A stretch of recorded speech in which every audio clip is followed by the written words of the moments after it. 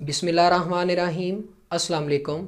आज हम गाज़ीज़ लॉ की थर्ड एप्लीकेशन को डिस्कस करेंगे, जिसमें हम दो ऑपोजिटली चार्ज्ड पैरेलल प्लेट्स के दरमियान जो इलेक्ट्रिक फील्ड होगा, उस इलेक्ट्रिक फील्ड में किसी भी पॉइंट पर इलेक्ट्रिक फील्ड इंटेंसिटी को फाइंड करेंगे। तो मैंने अज्यूम किया है कि मेरे पास ये दो पैरेलल प्लेट्स हैं और इन दोनों प्लेट्स को ऑपोजिटली चार्ज्ड किया गया है।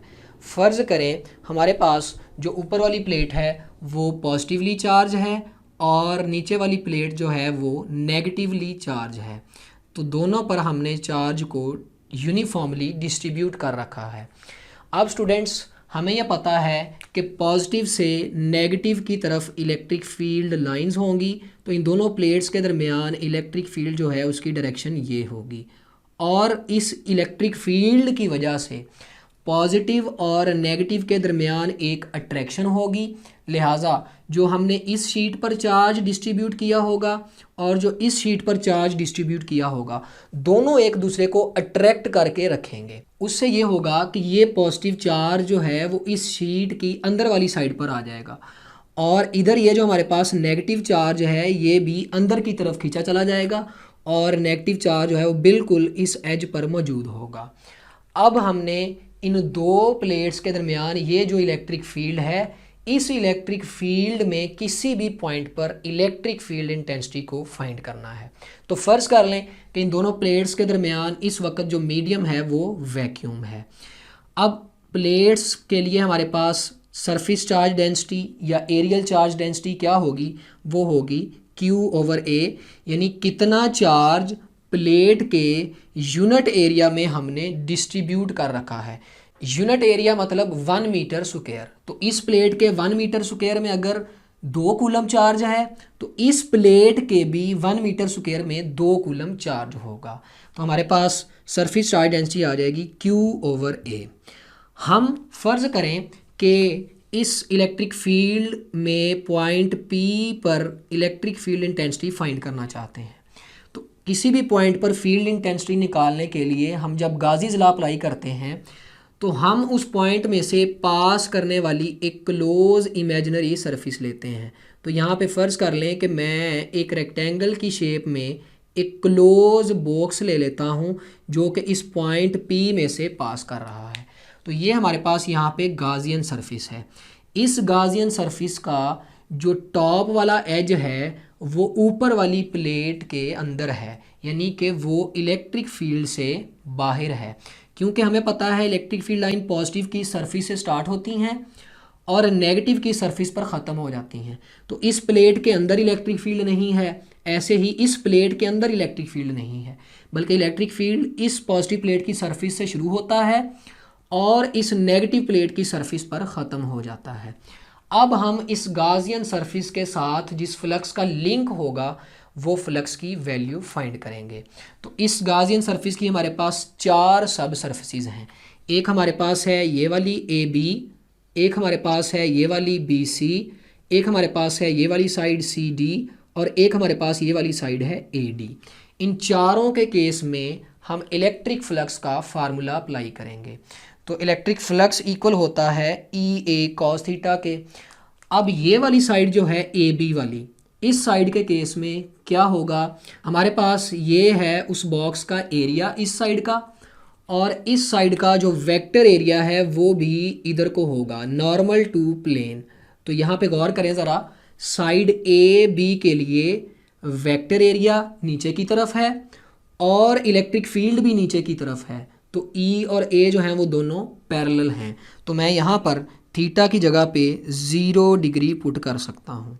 इसी तरह अगर मैं साइड BC के लिए बात करूं तो साइड BC के केस में मेरे पास वेक्टर एरिया जो है वो नॉर्मल होगा, उसकी डायरेक्शन ये होगी।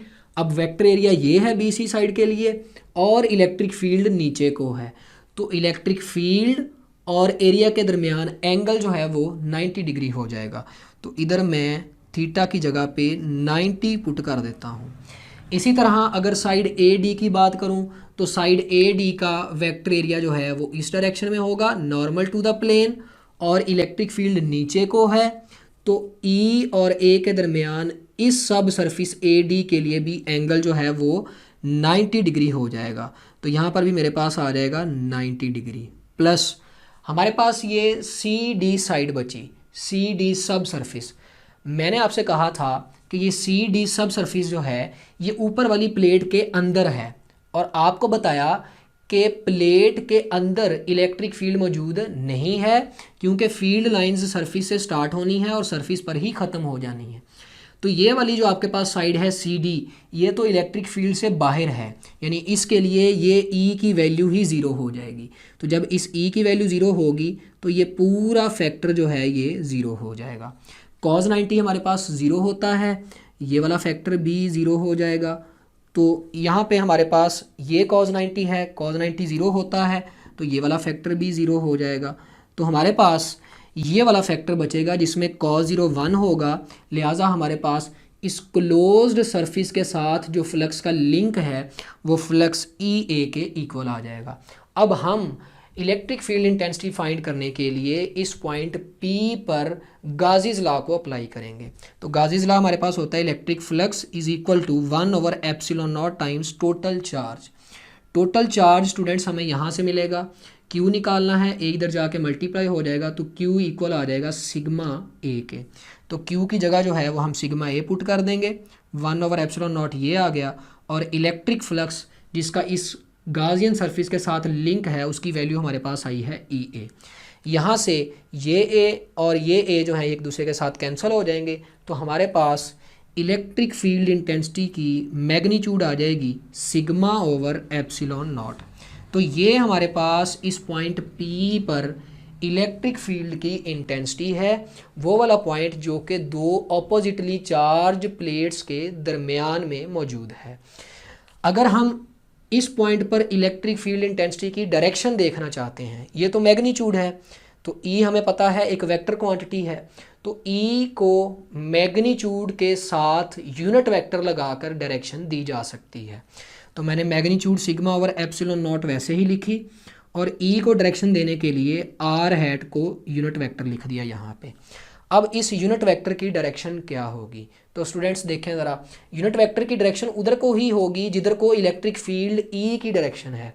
तो इलेक्ट्रिक फील्ड की डायरेक्शन होगी पॉजिटिव से नेगेटिव प्लेट की तरफ, लिहाजा हमारे पास इस पॉइंट पर जो इलेक्ट्रिक फील्ड इंटेंसिटी की डायरेक्शन होगी वो भी पॉजिटिव से नेगेटिव प्लेट की तरफ होगी। तो मैंने लिखा है कि r हैट की डायरेक्शन होगी पॉजिटिव टू नेगेटिव प्लेट। इस तरह से हम दो पैरेलल ऑपोजिटली चार्ज प्लेट्स के दरमियान इलेक्ट्रिक फील्ड में किसी भी पॉइंट पर इलेक्ट्रिक फील्ड इंटेंसिटी को फाइंड कर सकते हैं।